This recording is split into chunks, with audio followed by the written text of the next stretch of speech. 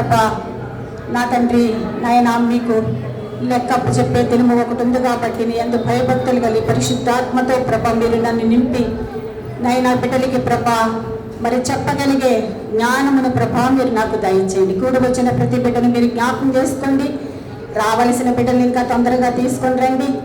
మరి బిడ్డలు ప్రభ మీ సన్నిధిలో అల్లర చేయకుండా కాస్త సమయమును ప్రభ మీకు కేటాయించి వాళ్ళ హృదయములను ప్రభ తెరచి ఈ మాటలు వాళ్ళ హృదయంలో ప్రభ పడి ఫలించటానికి నాయన రక్షింపబడటానికి మీరే కృప చూపించి సహాయం చేయండి. ఆవరణం చుట్టూ మీ యొక్క పరిశుద్ధమైన దేవదూతలు కంచెవెలే కాపలాగా ఉంచండి. అపవాది ఎంత మాత్రమును సోట్ చేసుకోకుండా మీ పరిశుద్ధాత్మ కార్యము జరిగించమని నాయన కూడి వచ్చిన ప్రతి బిడ్డను కూడా మీ చేతులకు అప్పగించుకుంటూ నన్ను కూడా మీ చేతులకు అప్పగించుకుంటూ మాట్లాడేది నేను కాదు ప్రభువా, నాలో ఉండి మీరే మాట్లాడి సహాయం చేయమని యేసు నామం ద్వారా అడిగి వేడుకొంచున్నాను తండ్రి. ఎవరు ప్లేస్లో వాళ్ళు కూర్చోండి. మీరు చివరి వరకు మాట్లాడద్దు. మీ చేతిలో బైబిల్ కానీ నేను చెప్పేటప్పుడే బైబిల్ ఒక పెన్ను బుక్ మాత్రమే పెట్టుకోండి. చేతులు కట్టుకోండి పిల్లలు. అర్థమైందా? ఎంతో దూరం నుంచి చాలా శ్రమపడి వచ్చారు కదా. ఎందుకు వచ్చారు? మాట్లాడటానికి వచ్చారా? అలా మాట్లాడటానికి కాలక్షేపం చేయడానికి వస్తే మరి దేవుడి దగ్గర మీకు 0 మార్క్సే ఉంటాయి.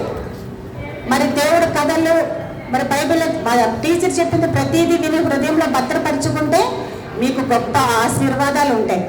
0 మార్క్స్ కావాలా, ఆశీర్వాదాలు కావాలా? మీరే నిర్ణయించుకోండి. అర్థమైందా? అస్సలు మాట్లాడద్దు. సరే, అయితే ఇది ఎన్నో రోజు? 3rd డే కదా. మరి ఎన్నో లెసన్ ఇది? 5వ లెసన్. మరి మన థీమ్ పేరు ఏంటి? ప్రభువునకు తగినట్లు నడువుడి. మరి ఎంతమంది ప్రభువునకు తగినట్లు నడుచుకుంటున్నారు? మరి ఎంతమంది మీ యొక్క ఇష్టం చొప్పున నడుచుకుంటున్నారో ఈ దినము మీరు ప్రశ్న వేసుకోండి. థీమ్ పేరు ఏం పేరు అంటే చాలా చక్కగా చెప్తున్నారు, కానీ దేవుడికి తగినట్లుగా నడుచుకుంటున్నారా? ఎంతకాలం మీ జీవితంలో సమయం వృధాగా చేసుకుంటారో ప్రశ్న వేసుకోండి. థీమ్ పేరు చాలా బాగుంది కదా. సరే, అయితే ఫస్ట్ లెసన్ ఏమన్నారు? ప్రపంచము మానవుని సృష్టి. మరి దేవుడు సృష్టిని అంతటినీ కూడా పిల్లలు నోటి మాటతో చేశాడు.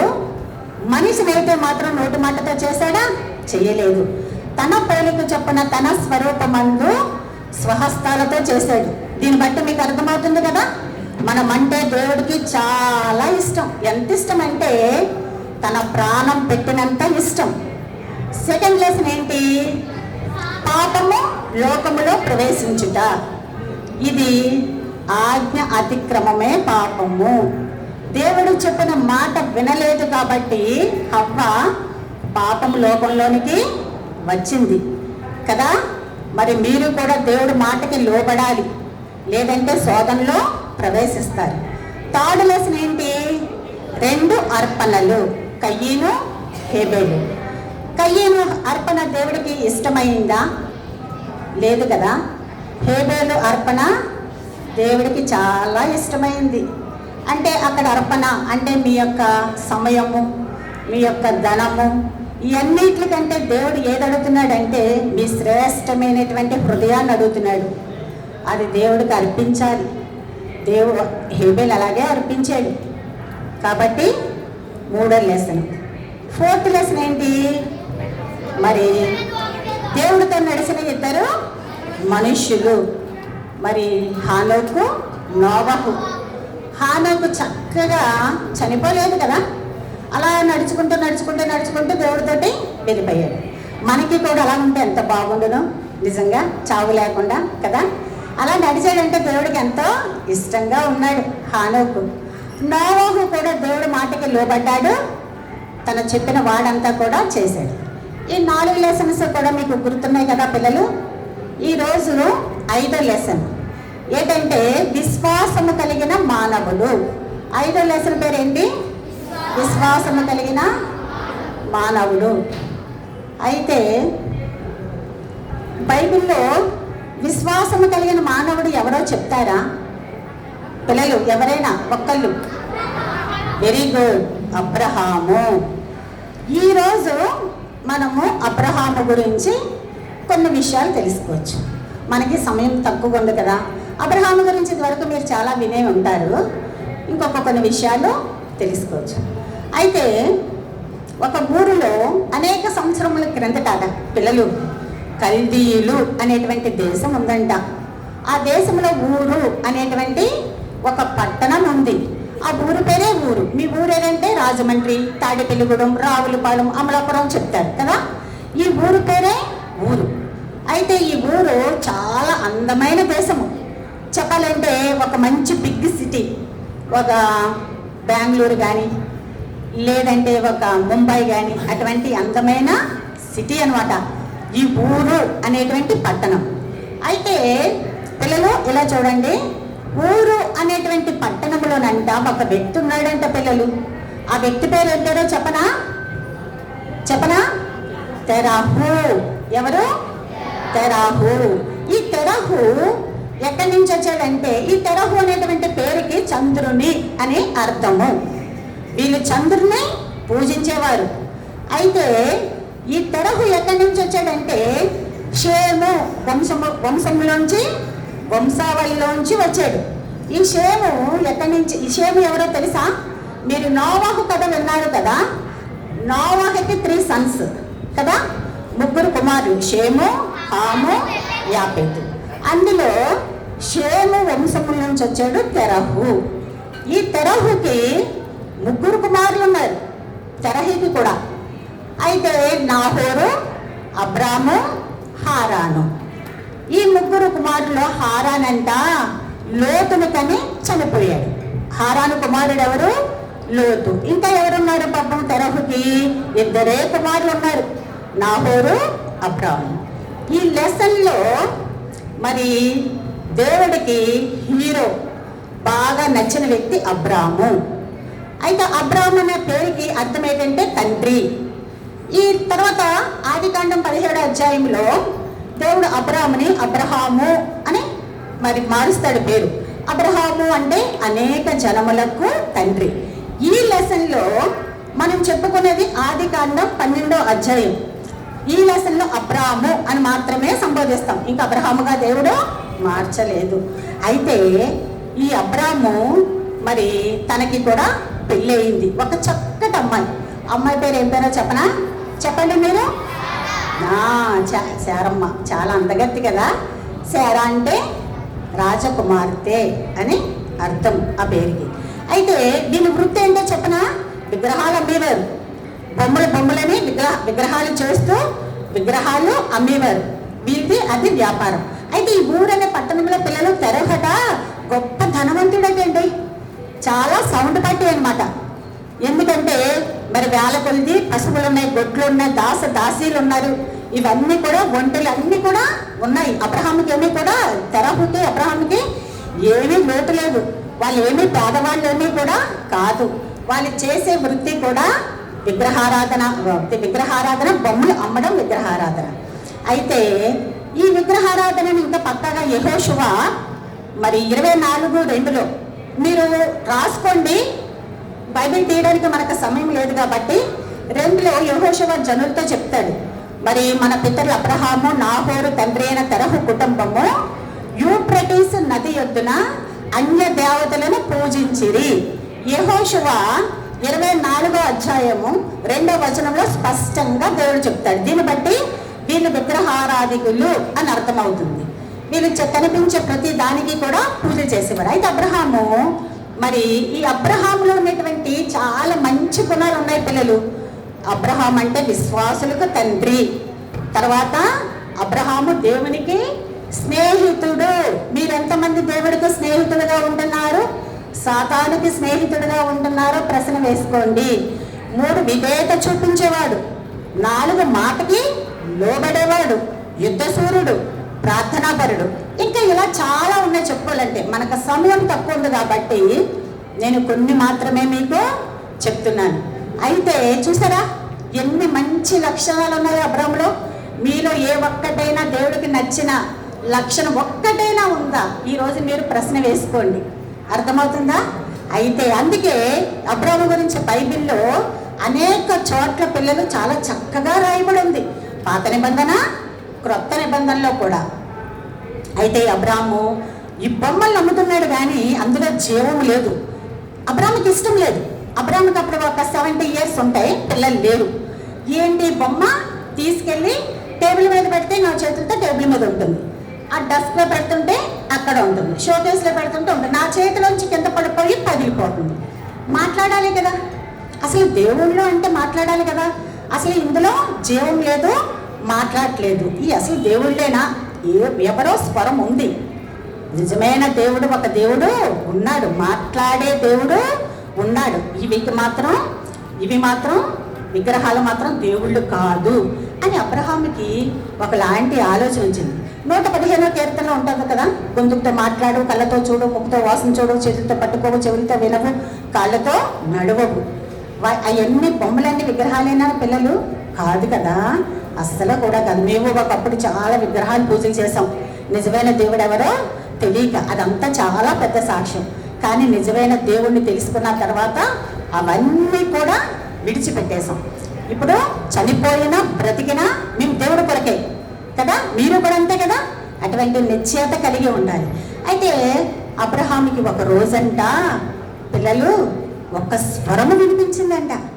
అబ్రమా, నీవు నీ దేశము నుండి, నీ బంధువుల ఇంటి నుండి, నీ తండ్రి ఇంటి నుండి బయలుదేరి నేను నీకు చూపించు దేశానికి వెళ్ళు అని. అబ్బా, ఆ స్వరం చాలా బాగుందంట పిల్లలు. దేవుడి స్వరం చాలా మెల్లని స్వరం కదా, చాలా చక్కగా ఉంటుంది కదా. మనకిలాగా అరే ఏం చేద్దా, ఎప్పుడు రమ్మన్నా ఎప్పుడు ఇలా ఉంటుందా స్వరం? మన స్వరం అయితే ఇలా బొంగురుగా ఇలా ఉంటుంది. దేవుడి స్వరం అలా ఉంటుందా? చాలా చక్కగా ఉంటుంది. ఆ స్వరం అబ్రాహాము విన్న తర్వాత అప్పుడు దేవుడు, సర్వశక్తి గల దేవుడు ఈయనే. ఇంతవరకు నేను ఎవరో దేవుడు ఉన్నారు, మాట్లాడే దేవుడు ఉన్నాడు, ఈ బొమ్మలు దేవుళ్ళు కాదు, నాకులాగా మాట్లాడే దేవుడు ఉన్నాడు అనుకున్నాను కదా, ఇతనే నిజమైన దేవుడు అని ఎంత సంతోషమైందంట అబ్రాహాముకి. సంతోషమయ్యి తండ్రి దగ్గరికి వెళ్ళి అన్నాడంట, తెహరు దగ్గర, డాడీ మరి దేవుడు నాతో మాట్లాడాడు, మరి ఈ దేశం నుండి, బంధువుల యొద్ద నుండి, ఈ తండ్రి ఇంటి నుండి బయలుదేరి నేను మీకు చూపించు దేశానికి వెళ్ళమన్నాడు అని చెప్పేసి తండ్రికి చెప్పాడంట. మరి అదే పరిస్థితుల్లో మన డాడీ వాళ్ళు ఉంటే వింటారా? తెరహు కూడా నాకు తెలిసిన ప్రశ్న వేసే ఉంటాడు. మనం ఇంతవరకు బోళ్ళంతా సంపాదించుకున్నాం, ఈ సిటీలో మనకు బోళ్ళని దాసదాసీలు మందలు ఇవన్నీ కూడా ఉన్నాయి, బంధువులు ఉన్నారు, ఇవన్నీ వదిలేసి ఇంతవరకు పూజిస్తున్నటువంటి విగ్రహాలు వదిలేసి ఎవరో స్వరము వినిపిస్తే ఆ స్వరాన్ని పట్టుకున్న దేవుడు అంటావా? అబ్రమా, నీకు అసలు ఏమైనా బుర్ర పనిచేస్తుందా? చాలే అటువంటి అన్నీ నీ మనసులోంచి తీసే అని చెప్పేసి అంటాం. ఒకవేళ తరహు కూడా అలాగానే ఉంటాడు. కానీ అబ్రహాము ఆ దేవుడు మాటకి లోబడి ఆ యొక్క తండ్రికి ఏ విధంగా నచ్చ చెప్పుకున్నాడు అండి, ఎంత ఓపికగా. ఇప్పుడు ఈ తెరహు, శారమ్మ, తర్వాత లోతు, తర్వాత మందలు, పశువులు, దాసీలు ఆ ఊరు వదిలేసి బయలుదేరుతున్నారు. మనం వెళ్తామా? అంత అందమైన సిటీ, బంధువులు వదిలేసి, స్నేహితులు వదిలేసి, ఇరుగు పొరుగు నైబర్స్ ఉంటారు, వాళ్ళతో మనకి చాలా అటాచ్మెంట్ ఉంటుంది, వెళ్తామా? అస్సలు కూడా మనము వెళ్ళము. ఎక్కడికైనా సమ్మర్ హాలిడేస్కి వెళ్ళి ఏ అమ్మమ్మ వాళ్ళ ఇంటికి వెళ్ళి మీరు మా ఊరు వచ్చి ఉంటారా బాగుంటుంది కాబట్టి, మాది చాలా అందమైన సిటీ, మా ఇల్లు చాలా బాగుంటుంది, మేము వచ్చి ఇక్కడికి ఎందుకు ఉంటాం అని చెప్పేసి అంటాం కదా. ఎవ్వరు వదిలేసి కూడా వెళ్ళడానికి ఇష్టపడరు. అప్పట్లోని ఈ తరహు వాళ్ళు ధనవంతులు. అంటే ఇప్పుడేంటి, మంచి ఫామ్ హౌస్, మంచి స్విమ్మింగ్ పూల్, ఈ 2+ హౌస్, కార్లు, మంచి మంచి బిల్డింగ్స్ ఉంటే ధనవంతులు. ఇప్పుడు వీళ్ళు ఏంటి, చాలా రిచ్ ఫ్యామిలీ. అప్పట్లో తెరహు కాలంలో మందలు, గొర్రెల మందలు, దాసీలు, గుడారాలు ఇవన్నీ ఉంటే రిచ్ ఫ్యామిలీ అన్నమాట అప్పట్లో. అది అంత రిచ్ ఫ్యామిలీ వదిలేసి అంత మంచి అందమైన సిటీని వదిలేసి వెళ్ళడం చాలా కష్టం పిల్లలు. కానీ అబ్రాహాముకి అవన్నీ కూడా ఆ దేవుడు మాటకి లోబడ్డాడు కాబట్టి ఎలా ఉన్నాయి, వ్యర్థంగానే ఉన్నాయి, పెంటతో సమానంగానే ఉన్నాయి. శారమ్మ కూడా చెప్పాడు, శారమ్మకి చెప్పడం కూడా కష్టమే, కానీ తన భార్య కూడా చెప్పాడు. అక్కడి నుంచి ఊరు అనేటువంటి పట్టణం నుంచి వీళ్ళందరినీ వేసుకొని బయలుదేరారు. ఈ అన్నిటికంటే గొప్ప సంగతి ఇక్కడ ఏంటంటే, దాసీలు రావడం చాలా గొప్ప సంగతి. మనం ఎక్కడైనా ఉన్నప్పుడు మన డాడీకి ఎక్కడైనా ట్రాన్స్ఫర్ అయినప్పుడు మన ఇంట్లో పనిచేసిన ఏ లక్ష్మి కాదు, ఏ రమణమ్మే కాదు, మీరు మా ఇంట్లో చాలా బాగా పనిచేసే లక్ష్మి, మేము ఇంకో ఊరు వెళ్ళిపోతున్నాం కదా, అక్కడ నువ్వు వచ్చంటే అమ్మో నేను రానేడు అమ్మగారు, కావాలంటే రోజు ఫోన్ చేస్తాను కానీ మాకు ఇక్కడ బంధువులు ఉంటారు, నా భర్త పిల్లలు అంటారు. కానీ ఆ మాటకి దాసీలు కూడా లోబడ్డారు. అబ్రహాము మందను వదిలేస్తే ఆ ఊళ్ళో ఇంకా బోళ్ళని మందలు లేవా? ఆ దాసీలకు పని దొరకచ్చు కదా. కానీ ఇక్కడ అబ్రహాము మాటకి వాళ్ళు లోబడి అందరూ కూడా బయలుదేరి ఎక్కడికి వస్తున్నారు? ఇప్పుడు బయలుదేరి పిల్లలు హారానికి వచ్చారు. ఎక్కడికి వచ్చారమ్మా? హారానికి వచ్చారు. ఇక్కడ ఒక గొప్ప సంగతి ఏంటంటే దేవుడు చెప్పాడు, నువ్వు బయలుదేరు నేను చూపించు దేశం అన్నాడు, కానీ అడ్రస్ చెప్పలేదు. నువ్వు ఈస్ట్, వెస్ట్, నార్త్, సౌత్ ఎక్కడికి వెళ్ళాలి, పనాల చోటుకి వెళ్ళు, పనాల ఊరు వెళ్ళు, అక్కడ పనాల వ్యక్తి ఉంటారు, ఆ ఇంట్లో నువ్వు ఉండు అని ఏమీ చెప్పలేదండి. అడ్రస్ ఏమీ చెప్పలేదు. అప్పట్లో కొన్ని రహదారులు ఉన్నాయా? లేవు. ఇప్పుడు కార్లు ఉన్నాయి, ఫ్లైట్లు ఉన్నాయి, ట్రైన్స్ ఉన్నాయి, పోళ్ళన్నీ మనకి సదుపాయాలు ఉన్నాయి. అప్పుడు దారిలే సరిగా లేవు. చూసారా? అబ్రాహాము తిరిగి ప్రశ్న వేయచ్చు, దేవుడా నన్ను వెళ్ళమన్నా బాగానే నాకు అడ్రస్ చెప్పలేదండి, మీరు మీ డాడీ మా ఫ్రెండ్ ఇంటికి వెళ్ళి ఇచ్చారా అంటే అడ్రస్ ఎక్కడ డాడీ? ఇల్లు ఇచ్చారంటే డాడీ అడ్రస్ చెప్పండి డాడీ, నేను వెళ్తాను, అడ్రస్ చెప్పకుండా నేను ఎలాగేస్తాను, మీ ఫ్రెండ్ ఎక్కడ ఉన్నాడు? ప్రశ్న వేస్తామా వేయమా? ఎంత చిన్న పిల్లలైనా వేస్తారు కదా. అబ్రహాము మారు ప్రశ్న వేయలేదు. నేను నీకు చూపించే దేశం ఎక్కడికి వెళ్ళాలో తెలియదు, ఎక్కడికి తన ఎరుగటయే ఎక్కడికి వెళ్ళాలో ఎరుగటే బయలుదేరి వెళ్ళాడు. హెబ్రీ పత్రిక 11వ అధ్యాయం 8వ వచనంలో ఇది ఉంటుంది. బైబిల్ తీయండి, రాసుకోండి. నా వంకే మీ రెండు కళ్ళు నా వంకే చూడాలి, అప్పుడే మీకు అర్థమవుతుంది, లేదంటే అర్థం కాదు. అయితే బయలుదేరి హారాన్ వచ్చారు. చూడండి పిల్లలు, ఇక్కడ అబ్రహాము తన స్వజనులను అనుసరిస్తూ వచ్చాడా, లేదంటే సత్యదేవుడు జీవము గల దేవుణ్ణి అనుసరించి వచ్చాడా? చెప్పండి. దేవుని స్వరాన్ని విని అనుసరించాడా, లేదంటే తన స్వజనులను అనుసరించాడా? దేవుని స్వరాన్ని అనుసరించి వచ్చాడు. ఈ రోజు కూడా మీరు ఎంపిక చేసుకోవాలి. మీ చుట్టూ ఉన్న పట్టణాన్ని మీరు అనుసరిస్తున్నారా? దేవుడి స్వరాన్ని అనుసరిస్తున్నారా? మీరు ప్రశ్న వేసుకోండి. అయితే హారాన్ వచ్చిన తర్వాత కొన్ని రోజులకి అబ్రహాముకి డాడీ ఉన్నారు కదా, తెరహు చనిపోయాడంట. పిల్లలు తెరహు చనిపోయిన తర్వాత అప్పుడు మరలా దేవుడు అబ్రహాముతో మాట్లాడాడంట సెకండ్ టైం. ఏమని? అబ్రామా నేను నీకు చూపించే దేశానికి వెళ్ళు, నీ దేశాన్ని, నీ తండ్రి ఇంటిని, నీ యొక్క బంధువుల్ని వదిలేసి అని. ఇక్కడ అబ్రహాము చిన్న మిస్టేక్ చేసి ఉంటాడు పిల్లలు. అబ్రహాముకి అందులో దేవుడికి ఎవరు? అబ్రహాము హీరో, కానీ తండ్రిని లోతుని కూడా వెంట పెట్టుకొని వచ్చాడు. ఒకవేళ దేవుడికి ఇష్టం లేదనుకోండి, హారాన్లో తండ్రి చనిపోయాడు. చనిపోయిన తర్వాతే మరలా దేవుడు అబ్రహాముతో మాట్లాడాడు. ఇక్కడ ఎవరి ప్రాముఖ్యం దేవుడికి? అబ్రాము అంటే అంత ఇష్టం అనమాట. అయితే ఇక్కడ సెకండ్ టైం మాట్లాడేటప్పుడు పిల్లలు అబ్రహాముకి దేవుడు ఒక 7 బ్లెస్సింగ్స్ ఇచ్చాడు. ఇది ఆదికాండం 12వ అధ్యాయంలో ఉంటది. ఒక 7 ఆశీర్వాదాలు ఇచ్చాడు. చెప్తాను. ఒకటి మీరు రాసుకోవాలి, కొంచెం వేస్తే అడగాలి, గుర్తుపెట్టుకోండి. ఒకటి, నిన్ను గొప్ప జనముగా చేసి. 2, నిన్ను ఆశీర్వదించి. 3, నీ నామమును గొప్ప చేసేదను. 4, నీవు ఆశీర్వాదముగా ఉండుకో. పిల్లలు ఆలకించాలి, మీరు రాయాలి. 5, నిన్ను ఆశీర్వదించిన వారిని ఆశీర్వదించేదను. 6, నిన్ను దూషించేవారు శపింపబడదురు. 7, భూమి మీద సమస్త వంశములు నీ యందు ఆశీర్వదింపబడును. 7 బ్లెస్సింగ్స్ గుర్తుపెట్టుకోండి. ఈ 7 ఆశీర్వాదాలు ఇచ్చాడండి గిఫ్ట్గా. ఎవరికి? అబ్రహాముకి. అబ్రహాము అప్పుడు ఏమైనా పేదోడా? కాదు. అబ్రహాము మీద ఉన్నటువంటి ఆ యొక్క నమ్మకం దేవుడికి అన్ని ఆశీర్వాదాలు ఇచ్చినాయి. ఈ ఆశీర్వాదాలన్నీ కూడా పిల్లలు అబ్రహాము జీవితంలో కొంత సమయం అయ్యింది, కానీ అన్ని దేవుడు నెరవేర్చేశాడు. మన దేవుడు ఎవరు? వాగ్దానం చేసిన దేవుడు, నమ్మదగిన దేవుడు, మాట తప్పని దేవుడు కాదు, అబద్ధం ఆడే దేవుడు కాదు. మీకు కూడా వాగ్దానాలు వస్తాయి, వాగ్దానం నా పట్ల నెరవేరలేదు అంటే అనుకోవద్దు. ఎప్పటికైనా వాగ్దానము మీ పట్ల నెరవేరుతుంది, విశ్వాసం కలిగి జీవించాలి.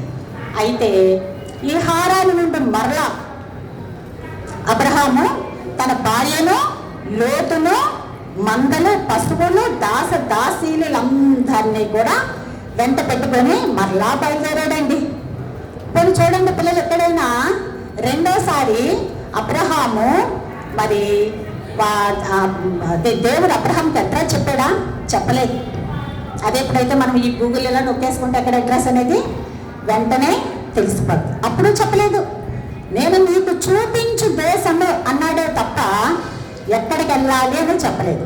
కొన్ని సెకండ్ టైమైనా అబ్రహాం అడగచ్చు కదా దేవుణ్ణి, దేవుడా ఇదేంటయ్యా నాకు ఎంత పరీక్ష, నేను బయలుదేరుతాను, నాకు అడ్రస్ చెప్పాలి కదా అని చెప్పేసి అడగాలి కదా పిల్లలు. కానీ అబ్రహాం అప్పుడు కూడా దేవుడి మాటకి లోబడ్డాడే తప్ప మరి దేవుడి మాటని ప్రశ్న వేయలేదు. అక్కడి నుంచి బయలుదేరి మరి దేవుడికి అబ్రహాము మరి ఎక్కడికి వెళ్ళాలని కోరుకుంటున్నాడు? దేవుడు చూపించు దేశానికి వెళ్ళాలని కోరుకుంటున్నాడు అన్నమాట. అబ్రహాము తను ఎరుగదిగే బయలుదేరి వెళ్తున్నాడు. అలాగొచ్చి పిల్లలు ఒక షెకెము అనేటువంటి ఒక ప్రాంతానికి వచ్చాడంట. ఎవరు? అబ్రహాము. ఈ అంతా కూడా వెంట పెట్టుకొని. అయితే ఈ షెకెము అనేటువంటి ప్రాంతం ఎక్కడుందో చెప్పనా? కనాను దేశంలో ఉంది. కనాను దేశం అంటే మీకు అందరికీ తెలుసు కదా. కనాను దేశం గురించి మీరు అందరూ విన్నారు కదా. పాలు తేనెలు ప్రవహించు సస్యశ్యామలైనటువంటి దేశము. ఆ దేశంలో ఒక మంచి సెంటర్ పాయింట్ అనుకోండి, అక్కడ షెకెము అనేటువంటి ప్రాంతంలో అబ్రహాము వీళ్ళందరితో దిగాడనమాట. అయితే ఈ యొక్క కనాను దేశము ఊరు అనేటువంటి సిటీ అంత అందమైన సిటీ కాకపోవచ్చు. ఎందుకంటే కనాను దేశంలో మనుషులు కూడా మంచోళ్ళేనా? కాదు. అయినప్పటికీ కూడా మనం ఎక్కడికైనా వెళ్ళాలి అంటే ఆ ఊరు మంచిదా కాదా, ఆ వాతావరణం మంచిదా కాదా. పిల్లల్ని హాస్టల్లో జాయిన్ చేసినప్పుడు తల్లిదండ్రులు ఎంతో ఆలోచిస్తారు. హాస్టల్లో ఎలా ఉంది, ఫ్యాకల్టీ బాగుందా లేదా, అక్కడ వాతావరణం బాగుందా లేదా, మనం వెళ్ళి రావడానికి మరి ఆ రహదారి కూడా బాగుందా లేదా అని చెప్పేసి జర్నీ చేయడానికి ఎన్ని ఆలోచిస్తాం పిల్లల్ని హాస్టల్లో జాయిన్ చేయడానికండి కదా. మరి ఇక్కడ అబ్రహాం ఏం చేశాడు? తన సొంత ఊరిని వదిలేసి మొత్తం అంతా మరి బయలుదేరిపోయి ఎక్కడ చూపించాలో అక్కడ ఉండాలి. కానీ అది మంచిదా చెడ్డదా, అది ఎటువంటి డర్టీ ప్లేసా, మంచి ఊరు అనేటువంటి సిటీ కంటే చాలా మంచిదా ఏమీ చూడలేదు అబ్రహాం. దేవుడు మాటకి లోబడి అక్కడికి వచ్చాడు. అక్కడికి వచ్చిన తర్వాత మరలా దేవుడు అబ్రహాంతో మాట్లాడుతున్నాడు. పిల్లలు, అబ్రహమా ఇదిగో ఈ యొక్క ప్రదేశాన్ని నీకు, నీ సంతానానికి నేను స్వాస్థ్యంగా ఇస్తున్నాను అంటున్నాడు. ఎలా ఇస్తున్నాడట? స్వాస్థ్యముగా అంటే ఒక వీలునామా, సొంతంగా అనమాట. ఇదిగో ఇది నీదే, ఈ వస్తువు నీకు నేను గిఫ్ట్గా ఇస్తున్నాను, కొన్నాను, నువ్వే తీసేసుకో. ఇంకా వాళ్ళు ఏం చేసుకున్నా వాళ్ళ ఇష్టమే. స్వాస్థ్యము అంటే ఇంకా దానికి తిరుగు లేదు అన్నాడట. అప్పుడు అబ్రహాము పిల్లలు చాలా సంతోషించాడట. బాగానే ఉంది. కానీ ఇక్కడ అబ్రహాము దేవుని ఒక ప్రశ్న వేయొచ్చు. నేను ఊరు నుంచి బయలుదేరేటప్పుడు నాకు 70 years, హారాను నుండి బయలుదేరేటప్పుడు నాకు 75 years, ఇప్పుడు పైనే ఉండొచ్చు. ఇప్పటికి వచ్చి నాకు సంతానం లేరు. దేవుడేంటి నాకు నా సంతానానికి కూడా స్వాస్థ్యంగా ఇస్తానంటున్నాడు. అబ్బాబ్బా ఇది అసలు నమ్మవలసిన విషయమేనా అని చెప్పేసి అప్పుడు దేవుడు ఒక్క విషయం చిన్న డౌట్, మరి నా సంతానం అంటున్నావు కదా, నాకు ఇంకా పిల్లలు లేరు కదా, మరి నా సంతానానికి అంటున్నావేంటే అడగచ్చు. అక్కడ కూడా అబ్రహాము దేవుణ్ణి ప్రశ్న వేయలేదు. అందుకే విశ్వాసులకు తండ్రి అనే పేరు పొందాడు కదా. అయితే అప్పుడు ఈ అబ్రహాం ఏం చేశాడంట పిల్లలు, అక్కడ మరి బేతేలుకు హాయికి ఒక గుడారం వేసుకున్నాడంట. మరి దేవుడు చెప్పాడు కదా, ఇంక ఇదే ప్లేస్, నేను ఇక్కడికి రప్పించడానికే ఊరు అనేటువంటి పట్టణాన్ని వదిలి ఇక్కడికి తీసుకొచ్చాను అని చెప్పేసి మరి అక్కడ మంచి గుడారము వేసుకొని అక్కడ దేవునికి ఒక బలిపీఠము కట్టాడు.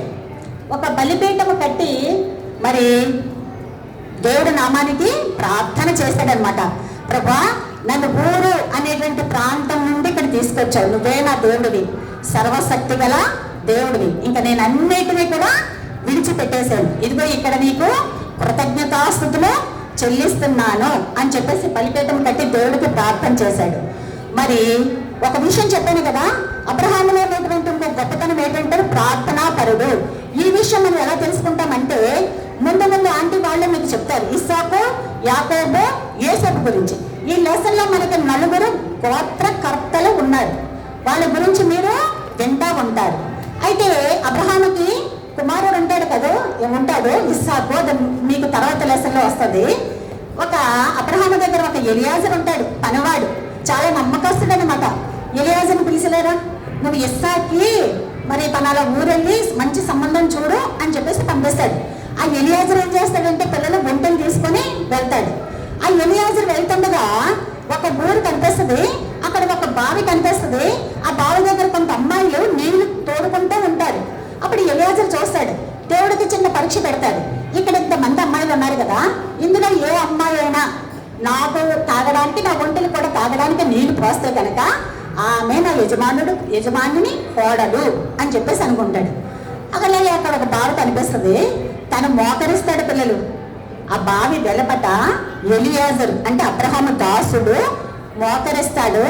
అక్కడ ఒంటెలు కూడా మోకరిస్తాయి. చూసారు ఎంత గొప్ప సంగతో. అక్కడ ప్రార్థన చేస్తాడు, యెహోవా నా యజమానుడు దేవుడైనటువంటి యెహోవా, నేను వచ్చిన కార్యము సఫలం చేయాలి, మరి నీ అనుగ్రహము నా యజమానుడి మీద చూపించాలి. ఇక్కడ విషయం ఏంటంటే ఒంటెలు మోకరిస్తాయి. ఈ ట్రైనింగ్ అంతా ఎక్కడి నుంచి వచ్చింది? అబ్రహాము దగ్గర నుంచి వచ్చింది. ఎలియాజర్కి సర్వశక్తి గల దేవుడు అంటే ఎవరో తెలుసా? నిజమైన దేవుడు అంటే ఎవరో తెలుసా పిల్లలు? తెలీదు. ఆ పని వాళ్ళకి ఎవరు నేర్పించారు? అబ్రహామే నేర్పించాడు. ఆ ఒంటెలకి మోకరించడం కూడా అబ్రహామే నేర్పించాడు. దీన్ని బట్టి అబ్రహాము చాలా ప్రార్థనా పరుడు అని మనకి అర్థమవుతుంది. మన ఇంట్లో చిన్న కుక్క పిల్ల ఉంటే మన ఫ్యామిలీ ప్రేయర్ చేసుకుంటా అంటే ఇటు ఇటు ఇటు తిరిగేస్తుంది. దాంతో ఎంత బాగా పెంచుతామో, కానీ ప్రేయర్ చేసుకుంటాం కళ్ళు మూసుకొని అంటే మూసుకుంటుందా? మీరే మూసుకోరు. మమ్మీ వాళ్ళు ఫ్యామిలీ ప్రేయర్లో ఆమె అన్న వరకు మీరు భోజనం చేయొద్దు, ఇక్కడే కూర్చొని అంటే అటు ఇటు తిరుగుతారు. సండే స్కూల్లో కూడా మీరు లాస్ట్లో పిల్లలకి మీరు కళ్ళు మూసుకోండి, మోకరించండి, ప్రార్థన చేస్తామంటే అస్సలు మాట వినరు. అక్కడ ఒంటెల మాట వింటున్నాయి. అంటే అబ్రహాము ట్రైనింగ్ ఎంత గొప్ప ట్రైనింగ్గా చూడండి. అన్నిటికంటే ముఖ్యంగా అబ్రహాము అంత గొప్పగా దేవుణ్ణి నమ్మాడు. అయితే ఈ యొక్క బలిపీఠం కట్టి అక్కడ ప్రార్థన చేసాడు. మనం కూడా ప్రతి చిన్న విషయానికి పెద్ద విషయానికి పిల్లలు దేవుడికి థ్యాంక్స్ చెప్పాలి. నేను ఈ సబ్జెక్టు సరిగా రాయలేదు, మంచి మార్క్స్ రావనుకున్నాను, కానీ ప్రార్థన చేసి రాశాను. కానీ ప్రభు దేవల మంచి మార్క్స్ వస్తున్నాయి. తండ్రి నీకు వందనాలు. ఎవరైనా చిన్న హెల్ప్ చేసినా ఏదైనా ఇంత చిన్న జలుబే కదా అనుకోకూడదు, దాని గురించి కూడా ప్రార్థన చేసుకోవాలి. దేవుడికి మనం థ్యాంక్స్ చెప్పుకోవాలి అబ్రహాం వలి. అయితే ఇక్కడ ఏమైందంటే అక్కడ ఈ కనాను దేశం వచ్చాడు కదా పిల్లలు, మరి తన భార్య వచ్చింది, లోతు వచ్చాడు, మరి దాసీలు వచ్చారు, మందలు వచ్చినాయి. అక్కడ కనాను దేశంలో బాగానే ఉంటున్నారు. అయితే ఇలాగ కొంతకాలం అయిన తర్వాత ఈ కనాను దేశానికి కరువు వచ్చిందంట. దాన్ని ఏమంటారు? క్షామము. కరువుని మరొక పేరులో ఏమంటారు? క్షామము. క్షామము అంటే మీరు మరి క్షేమంగా ఉన్నారా అంటే మంచిగా ఉన్నారా, అది వేరు. క్షామము అంటే కరువు. కరువు వచ్చిందంట పిల్లలు. ఆ కరువు వస్తే అబ్రహాముకి ఏమైందంట? అమ్మ బాబోయ్, ఈ దేశంలో కరువు వచ్చేసింది, నా పరిస్థితి ఏంటి? నా యొక్క కుటుంబ పరిస్థితి ఏంటి? నాకు ఇన్ని మందలు ఉన్నాయి కదా, ఈ మందలతో పాటు దాసీలు కూడా నన్ను నమ్ముకొని వచ్చారు, కాబట్టి బాబోయ్ నేను ఇక్కడ ఉండలేను, ఇక్కడి నుంచి నేను వేరొక దేశం వెళ్ళిపోవాలి అనేటువంటి ఆలోచన ఎవరికి వచ్చింది? అబ్రాహాముకి వచ్చిందంట. అబ్రాహాముకి వచ్చి అప్పుడు ఏం చేశాడంట? ఇంకెక్కడ లాభం లేదు, ఉన్న కొద్దీ కరువు పెరిగిపోతుంది, ఇంక ఈ కరువుకి మా ప్రాణాలు కూడా పోతాయి అని చెప్పేసి అక్కడి నుంచి ఐగుప్తు దేశం బయలుదేరాడంట. ఐగుప్తు దేశం అంటే ఏంటో మీకు తెలుసా పిల్లలు? చాలా భయంకరమైనటువంటి దేశము. ఐగుప్తు దేశము అంటే ఒక్క మాటలో చెప్పాలంటే పాపముతో నిండినటువంటి దేశము. శరీరాశ, నేత్రాశ, జీవపు డంబము సమృద్ధిగా ఉంటాయి అక్కడ, దేనికి కూడా లోటు ఉండదు. అంత భయంకరమైనటువంటి దేశము. అయితే వీళ్ళందరినీ తీసుకొని ఐగుప్తు దేశానికి వచ్చిన తర్వాత పిల్లలు అబ్రహాము కంట ఐగుప్తు దేశాన్ని చూసిన తర్వాత అంట పిల్లలు ఫస్ట్ భయం పుట్టిందంట. ఏమేసింది? భయం వేసింది. ఎందుకో చెప్పనా? ఐగుప్తు దేశంలో ఫరో రాజు ఉన్నాడు కదా, ఆ ఫరో రాజు మంచోడు కాదు. అందమైన అమ్మాయిలు ఎవరుంటే వాళ్ళని పెళ్లి చేసేసుకుంటాడు, తను సొంతం చేసేసుకుంటాడు. ఆ దేశానికి అందమైన అమ్మాయిలు ఎవరైనా వస్తే తను సొంతం అయిపోవలసింది. అంత భయంకరమైనటువంటి వ్యక్తి రాజు. అలా ఉంటే మరి ఆ దేశంలో మనుషులు చాలా మంచిగా ఉంటారా? వాళ్ళు అటువంటి రాజు 2 తప్పులు చేస్తే అక్కడ ఉన్నటువంటి మనుషులు ఇంకొక తప్పులు ఉంటాయి, ఎగస్ట్రా చెయ్యొచ్చు. అటువంటి దేశానికి మరి వెళ్ళిన తర్వాత భయం కలిగా పడుకున్నాడంట. శారమ్మ శారమ్మ ఇలారా అన్నాడట. అప్పుడు శారమ్మ దగ్గరికి వచ్చిందంట. శారమ్మ, నీకు ఒక విషయం చెప్తానే, ఈ ఐగుప్తు రాజు మంచోడు కాదు. మరి ఈ ఐగుప్తు రాజు నువ్వు చాలా అందగత్తెవు కదా, నీ అందాన్ని బట్టి నన్ను చంపేస్తాడు. నన్ను చంపేసి నిన్ను తను సొంతం చేసేసుకుంటాడు. మన ఇద్దరం భార్య భర్తలు కదా, వైఫ్ అండ్ హస్బెండ్ కదా, కాబట్టి మనం భార్య భర్తలు కాకుండా అన్నా చెల్లెలని చెప్పచ్చా అన్నాడట. ఎవరిని? Sister brother. వీళ్ళిద్దరు ఎవరు? శారమ్మ అబ్రాము. ఎవరమ్మా పిల్లలు? ఎవరు? భార్య భర్తలు కదా. ఇప్పుడు ఏమని చెప్పమంటున్నాడు? అన్నా చెల్లెలు ఐగుప్తు రాజుకి భయపడి. అప్పుడు శారమ్మ ఏమన్నాడు? చాలేదయ్యా, అసలు ఊరనే పట్టణం మనకు చాలా బాగుంది, నీ మాట విని. ఈ శారమ్మ కూడా విగ్రహారాధికురాలే, కానీ అబ్రాముతో మ్యారేజ్ అయ్యి అబ్రాము దేవుడు నమ్ముకున్న తర్వాత శారమ్మ కూడా దేవుడి మాటకి లోబడింది. ఆ దేవుడి యొక్క విశ్వాసమే ఉంచింది. నిన్ను నమ్ముకొని ఊరిని పట్టణం నుంచి వచ్చావు, నువ్వు అక్కడి నుంచి అక్కడ తీసుకొచ్చావు, హారాన్ని తీసుకొచ్చావు. పోల్లో అక్కడ బాగుందంటే అక్కడి నుంచి మీ నాన్నగారు చనిపోయిన తర్వాత మరలా దేవుడు చెప్పారని మనం ఎక్కడికి వచ్చాం? కనాను దేశం వచ్చాం. ఆ కనాను దేశంలోనే పని ఉండొచ్చు, గుడారు వేసుకోనంటే అక్కడ కరువు వచ్చింది, ఇక్కడ బయలుదేరన్నావు. ఈ అన్నిటికి నీ మాట వింటూ నీ వెనకాతలు నేను బయలుదేరి ఇక్కడ వరకు వచ్చాను. ఇప్పుడు నువ్వేం చేస్తున్నా? భార్యను పట్టుకొని చెల్లెమ్మ అని చెప్పమంటున్నావా? అవ్వ, ఎవరైనా నవ్వుతే సిగ్గు. మనం అలాగంటాం కదా. నేను నీకు బాగా లోకువైపోయాను, నీ మాట వింటా ఉంటే ప్రతిదీ కూడా నువ్వు చెప్పినట్టు నేను వినాలా? చాలే, వెనక్కి వెళ్ళిపోవచ్చు కదా. కరువు వచ్చినా ఏదో తినేసి ఇంక అక్కడే ఉండొచ్చు, కానీ పద అని చెప్పేసి అంటాం కదా. మాట వింటామా? వినము కదా. అప్పట్లో శారమ్మ అబ్రాముని మాస్టర్ అనేదట, యజమానుడు అని. ఇప్పుడు పిల్లలకి పెళ్ళిళ్ళు అయితే వెరీ హాయ్ కిషోర్ ఏమన్నారు, మరి పేర్లు పెట్టి పిలుచుకుంటున్నారు భార్య భర్తలు కదా. అప్పుడు అలా కాదు, మాటకి ఆ శారమ్మ ఎంతగానో మాస్టర్, యజమానుడా అని పిలిచిందట. ఆ యజమానుడి మాటకి శారమ్మ అంతా లోబడిందంట. అయ్యో అలాగా, సరే అయితే నా గురించి మీ ప్రాణం తీసేస్తారంటే నేను అలాగే చెల్లెనే చెప్తాను అని చెప్పేసి శారమ్మ ఏం చేసిందంట పిల్లలు? అబ్రాము మాటకి లోబడిందంట. దేవుడి మాట వింది, అబ్రాము మాటకి కూడా లోబడింది. మీరు కూడా ఎంతమంది మీ యొక్క తల్లిదండ్రుల మాట వింటున్నారు, దేవుడి మాట వింటున్నారు, సండే స్కూల్లో టీచర్ మాట వింటున్నారు? పిల్లలు ప్రశ్న వేసుకోవాలి. మేము ఎవ్వరి మాట వినం, మాకు తోసిందే మేము చేస్తాము. నువ్వు చెప్పడం ఏంటి, నేను వినడం ఏంటి? పేరెంట్స్ ఎవరైనా చదువుకోకపోతే పిల్లలు ఏమంటారు? అమ్మ నీకేం తెలియదమ్మా, నువ్వేం చదువుకోలేదు, నీకు ఎంతో తెలుసు, మేము చదువుకున్నాం, మాకు ఇంగ్లీష్ వచ్చి, నీకేమొచ్చమ్మా ఇంగ్లీష్ అన్నీ తెలుసున్నావు అని ముందుకెళ్ళిపోతావు అంటాం కదా. మనం ఇంతంత ఉంటాం. మనం తల్లిదండ్రుల మాటకి మనం ఏం చేస్తాం? ఎదురు చెప్తూ ఉంటాం. అలాగే ఎదురు చెప్పచ్చా? చెప్పకూడదు పిల్లలు. మనం దేవుడి బిడ్డలం కాబట్టి మన తల్లిదండ్రులు ఏది చెప్తారు మనము వినాలి. దేవుడి మాటకి మనము లోబడాలి. అప్పుడే మనకి మంచి ఆశీర్వాదాలు వస్తాయి. అయితే వీళ్ళిద్దరూ అలా ఫిక్స్ అయిపోయి అక్కడ మరి ఆ దేశంలోని మనుషులు ఉన్నారు కదా, ఈ రాజు దగ్గర పనిచేసే సైనికులు మనుషులు శారమ్మను చూసంట, ఎంత అందగత్తండి, మన ఊరు వచ్చింది మిస్ ఇండియా ఈమె ఎంత అందగత్తిని మనం ఎక్కడ కూడా చూడలేదు. ఈమె ఇంత అందగత్తి కదా, ఈ విషయం వెళ్ళి ఎవరికి చెప్పచ్చు? రాజుగారికి. మరి రాజుగారికి అందమైన అమ్మాయి ఉంటే చాలా పిచ్చి కదా. అబ్బా రాజుగారికి ఇంకా చాలా చాలా సంతోషం. ఎరా ఇటువంటి అమ్మాయిని, ఇటువంటి స్త్రీని మనం ఎప్పుడైనా చూసామా, ఎంత అందంగా ఉంది అని చెప్పేసి వీళ్ళు పరుగు పరుగు పరుగు పరుగు రాజుగారి దగ్గరికి వెళ్ళారట. వెళ్ళి రాజా రాజా మీకు మంచి గుడ్ న్యూస్, చాలా చాలా మంచి శుభవార్త తెచ్చామన్నారట. ఏంటి ఏంటి చెప్పండి అంటే, రాజా నిజంగా మన దేశానికి ఒక అందమైన అమ్మాయి వచ్చింది రాజా. మీరంటే ఇప్పుడు ఏమంటారు, మంచి ఫిగర్ అంటారు కదా. ఇంకా ఇంకా మీరు ఇంకా ఇంకా పిల్లలు, అబ్బా ఈ అమ్మాయి కత్తిలా ఉంది, ఇలాగ ఇటువంటి మాటలన్నీ మనము వ్యర్థమైన మాటలు మనము ఉచ్చరించకూడదు. మనం దేవుడు బిడ్డలం కాబట్టి పిల్లలు అటువంటి మాటలు మనం అస్సలు ఉపయోగించకూడదు. వీళ్ళు వెళ్ళి ఆ రాజుగారి దగ్గర ఇంకా అంత పొగిడేశారటమ్మా శారమ్మని. రాజా 2 కళ్ళు చాలా రాజా, మీరు చూస్తే చాలా సంతోషించేస్తారు, అంత అందమైన ఒక స్త్రీ మన దేశానికి వచ్చింది అని చెప్పి. అవునా, మరి ఇంకెందుకు ఆలస్యం, వెంటనే ఆమెని మన రాజు భవనానికి ప్రవేశపెట్టండి, తీసుకురండి. ఇంకా రాజుగారు ఉండకపోతున్నారన్నమాట. అబ్బా నేను చూసేది మనకి ఎవరైనా ఏదైనా ఊరెవరు అక్కడ ఎగ్జిబిషన్ వచ్చిన తర్వాత పనులు చదువుతుంటే, అబ్బా నేను చూద్దాం రా ఇప్పుడు పద ఎంత హడావిడో కదా. మనకి కూడా ఎంత టైం ఇస్తామా, ఇవ్వం, వెంటనే పద. స్కూల్ నుంచైనా ఒక పీరియడ్ ఎస్కేప్ అయిపోయి ఎక్కొట్టేసి చూసేదానికి వెళ్ళిపోతాం.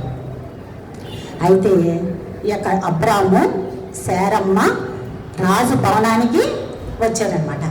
వస్తే ఈ రాజుగారు ఆ శారమ్మను చూసి, నిజంగా మా పనులు చెప్పిందంతా కూడా చాలా 100% కరెక్ట్, ఎంత అందంగా ఉంది, మీరు ఇంకా తక్కువ చెప్పారా బాబు, ఎంత అందం ఉంది ఈవిడే, చాలా అందంగా ఉందని ఎంత సంతోషించేసి, ఎవరైనా విన్నారా, నీ పేరేంటి, నా పేరు అబ్రామ్ సార్. ఈమె నీకేమవుతుంది, చెల్లండి, అంతేనా, చెల్లే కదా, మీ చెల్లి. అబ్బా నువ్వు ఎంత మంచి వ్యక్తివయ్యా, ఇంత అందమైన చెల్లిని నా దేశాన్ని తీసుకొచ్చావు, నిజంగా నువ్వు ఉండవలసిన వాడివే, ఇంకా నేనే ఇటువంటి వాళ్ళు ఇంకా చాలా మంది ఉంటే తీసుకురండి అని చెప్పేసి అనలేదు రాజు. అలాగని చెప్పి మరి అబ్రామును మెచ్చుకొని, అబ్రాము కంటే పిల్లలు గిఫ్ట్లు, ఆడుగాడిదలు, మగగాడిదలు, మరి దాసీలు, పశువులు. చూడండి ఫరో రాజు గిఫ్ట్కి ఇచ్చాడంట, ఒక చాక్లెట్, ఒక పెన్ను, లేదంటే మీకు ఇంకా ఏదైనా వాచి, ఇటువంటి గిఫ్ట్లు కాదు, మొత్తం ఆస్తులు, తన ఆస్తులంతా కాదు, ఇటువంటి అన్ని గిఫ్ట్గా ఇచ్చాడంట. పెద్ద గిఫ్ట్లా కాదా ఇవి, మంచి ప్రాపర్టీ అయినా అంటే శారమ్మ అందం అంత అందం అనమాట. శారమ్మ అన్న మాటకి రాజకుమార్తె చెప్పాను కదా పిల్లలు, చూసారా ఈ శారాకి దేవుడిచ్చినటువంటి ఒరిజినల్ అందం. మీరు ఏమైనా అకేషన్స్ అయితే, ఏమైనా పార్టీలు అయితే, ఏమైనా అయితే beauty parlour, face pack, eyebrows cutting, hair cutting, gym, బిమ్ము, సిమ్ము, ఇవన్నిటికి వెళ్ళిపోయి అలంకరించుకొని పార్టీలకు వెళ్తారు. ఎందుకంటే అందంగా కనిపించాలి కదా. మమ్మీ ఈ చెవుల మీద ఈ డ్రెస్ బాగుంటుంది, ఈ హ్యాండ్ బ్యాగ్, ఈ స్లిప్పర్స్ బాగుంటాయి కదా, చర్చికి వెళ్ళేటప్పుడు అలా వెళ్ళొచ్చులే, ఎప్పుడో కానీ వెళ్ళాం కాబట్టి ఇలా వెళ్ళొచ్చు మమ్మీ, ప్లీజ్ మమ్మీ, మా ఫ్రెండ్స్ అందరూ వేసుకొస్తున్నారు మమ్మీ అంటాం. మీ జీన్ ఫ్యాంట్స్ కూడా కట్ అవుతున్నాయి, ఆ కట్ అయ్యే ఫ్యాంట్స్ ఫ్యాషన్ అంట, ఇక్కడ కట్ చేసేసుకుంటున్నారు, ఇక్కడ కట్ చేసేసుకుంటున్నారు. ఇదేంటంటే మోడలు, అదేదో సిరుగుపోయిందమ్మా ఎలక కొట్టి అనుకున్నాం, ఎలక కొట్టి సిలక కొట్టి కాదు, సిరుగుపోయిన ప్యాంట్లే కొనుక్కుంటున్నారు. ఇది మీ యొక్క మరి పద్ధతి. ఇప్పుడు మరి అలాగేమైనా ఉండొచ్చా పిల్లలు, ఈ శారమ్మ అందం, అప్పుడు బ్యూటీ పార్లర్ ఉన్నాయా, ఏమీ కూడా లేవు, అంత అందం దేవుడిచ్చాడు. కాబట్టి మీరు కూడా దేవుడిచ్చిన అందాన్ని పాడు చేసుకోకూడదు, మీకున్న అందాన్ని బట్టి దేవుడిని మీరు ఏం చేయాలి, మహిమపరచాలి. అయితే ఈ యొక్క మరి శారమ్మని రాజభవనానికి చూడండి పిల్లలు, కదిలిపోవద్దు. రాజభవనానికి తీసుకెళ్ళిన తర్వాత ఈ రాజుగారు అంతఃపురంలో ఉన్నటువంటి భార్యలకి, పిల్లలకి, వాళ్ళ పనులకి జబ్బు తీరినటువంటి వ్యాధి, ఒక భయంకరమైనటువంటి ప్లేగు వ్యాధి లాంటిది వచ్చేసిందంట ఆ యొక్క మరి రాజుగారు అంతఃపురంలో ఉన్న వాళ్ళకి. ఇంకా డాక్టర్లు వస్తున్నారు, వెళ్తున్నారు, ఇంజక్షన్స్ ఇస్తున్నారు, టెస్ట్లు, ఆ హాస్పిటల్, ఈ హాస్పిటల్, ఈ మందులు, ఆ మందులు, పసరు మందులు, ఇంగ్లీష్ మందులు, ఏ మందులకి కూడా జబ్బులు తగ్గట్లేదు పిల్లలు. అప్పుడు ఈ రాజుకి భయం వేసిందంట. ఏమనంటే, అమ్మ బాబోయ్, ఈమె నా అంతఃపురానికి వచ్చిన తర్వాత దగ్గర నుంచి నాకు భయంకరమైనటువంటి మనశ్శాంతి లేదు, నాకు బాగాలేదు, నా యొక్క ఫ్యామిలీకి కూడా బాగాలేదు, మేమందరం కూడా చచ్చిపోయాము. వాళ్ళు రేయి బగళ్ళు నెప్పు లేనిపోని బాధే, దానికి ఇంకా విముక్తి లేదు. దేవుడు ఊరుకుంటాడా? దేవుడికి ఇష్టమా శారమును అబ్రహామును విడదీయడం? దేవుడికి ఇష్టమా? దేవుడికి అస్సలు కూడా ఇష్టం కాదు. అప్పుడు రాజుగారు ఏం పిలిచారట, బాబు నువ్వు వెళ్ళారా, ఈమె నీకు నిజంగా ఏమవుతుంది? ఈమె దేవుడు మరి ప్రేరేపణ బట్టి రాజుకి జ్ఞానోదయము అయింది. ఈమె నా భార్య. ఎందుకయ్యా నువ్వు భార్యను పట్టుకొని చెల్లని చెప్పవు?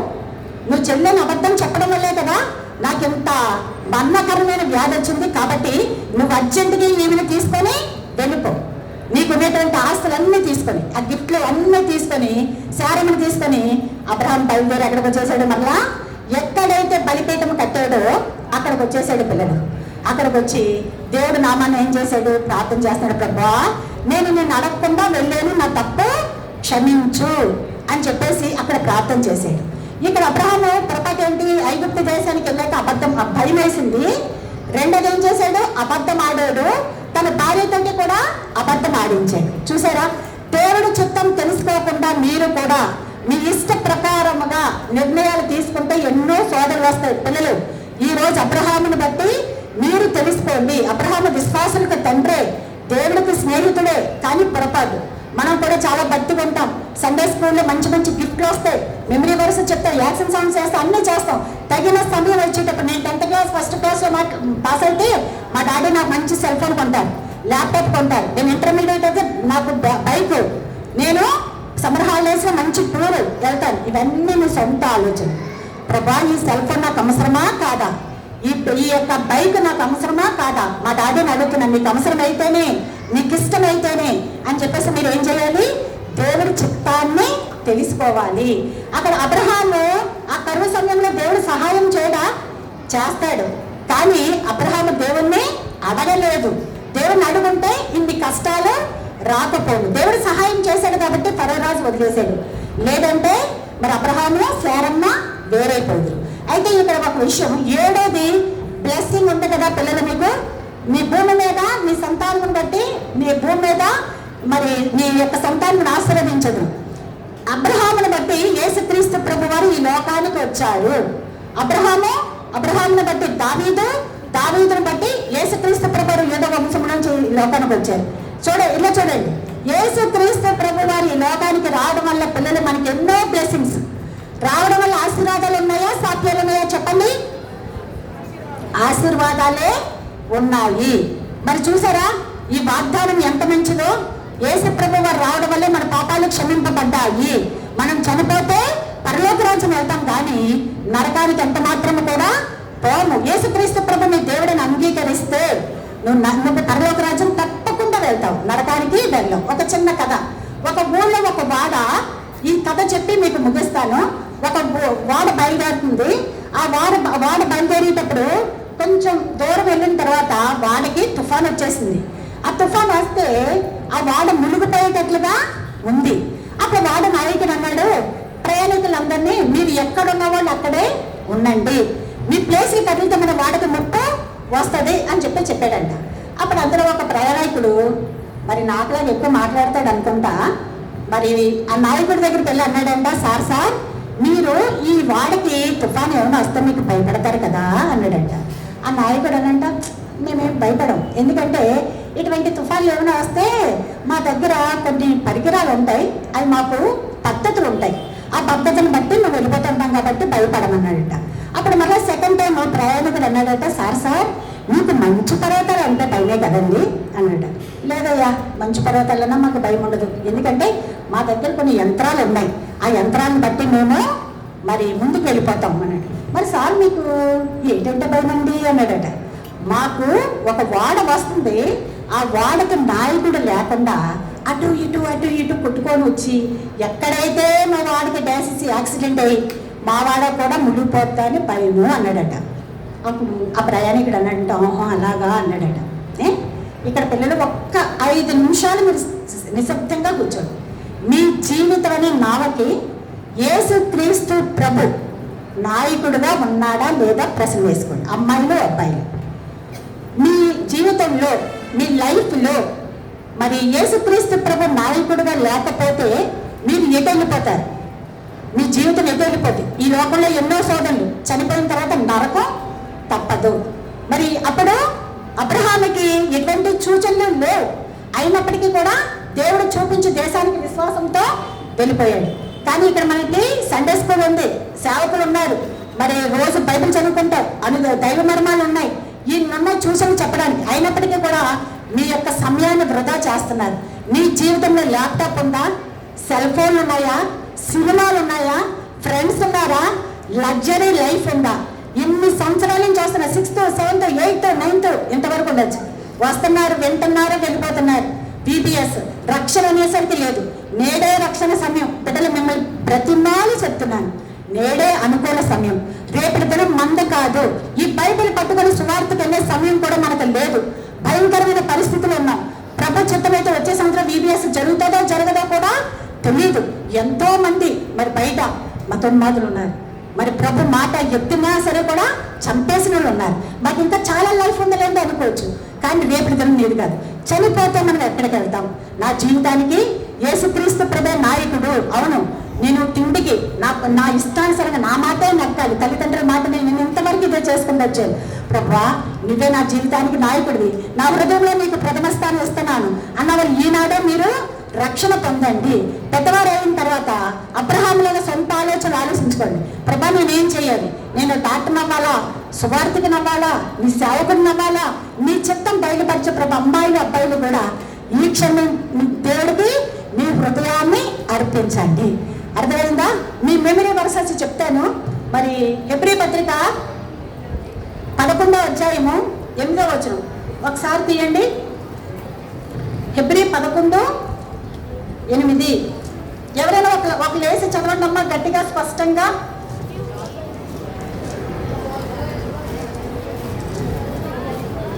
పదకొండు 8.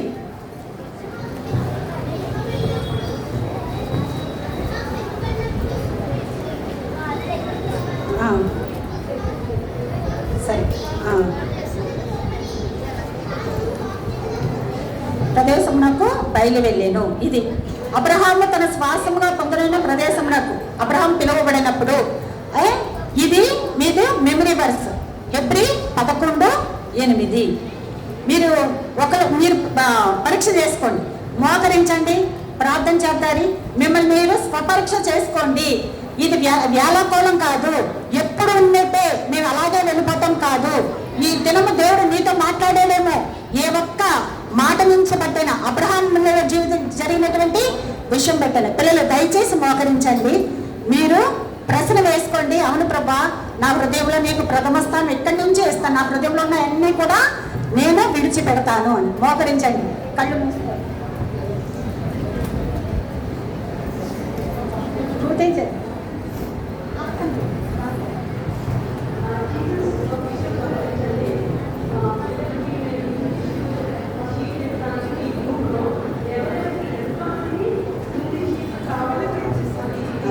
కళ్ళు మూసుకోండి అమ్మా, ప్రార్థన. దయగల మా తండ్రి, ప్రేమ నమ్మకము గల నా ప్రియ పరలోకపు తండ్రి, మీ నామంలో కొంతనాలు స్తుతులు స్తోత్రాలు చెల్లించుకుంటున్నాను ప్రభా. ఇంతవరకును నా తండ్రి మీరు చేసిన సహాయమును బట్టి మీకు వందనాలు స్తుతులు స్తోత్రాలు చెల్లించుకుంటున్నాను. నా తండ్రి, బిడ్డలు ఏదైతే విన్నారో ప్రభా, వాళ్ళు గ్రహించే మనసును, అర్థం చేసుకునే మనసును ప్రభా బిడ్డలకి మీరు దయచేయండి నాయనా. వాళ్ళు పాపపు స్థితిని అంతటినీ కూడా విడిచిపెట్టి మిమ్మల్ని వెంబడించే కృపను అనుగ్రహించండి. సొంత రక్షకులుగా ప్రభా నాయనా, మీరు వాళ్ళ హృదయంలో చేర్చుకునే కృపను మీరు అనుగ్రహించండి నాయనా. మీకు వందనాలు చెల్లించుకుంటున్నాను నాయన. వాళ్ళకునేటువంటి సమయమును ప్రభా సద్వినియోగం చేసుకునే కృపను అనుగ్రహించండి. వచ్చి వెళ్ళిపోవడం కాదు ప్రభా, రక్షణ కార్యం జరిగించండి. ఎవరైతే రక్షణ లేక వచ్చారో యేసుక్రీస్తు ప్రభు దేవుడని నాయన రక్షకుడుగా అంగీకరించినట్లుగా సహాయం చేయండి. రక్షింపబడి ఎవరైతే లోకములో నాయన కలిసిపోయి ఉన్నారో మరలా ఆత్మీయ స్థితిని ప్రభా మీరు దయచేయండి, కృప చూపించండి నాయన.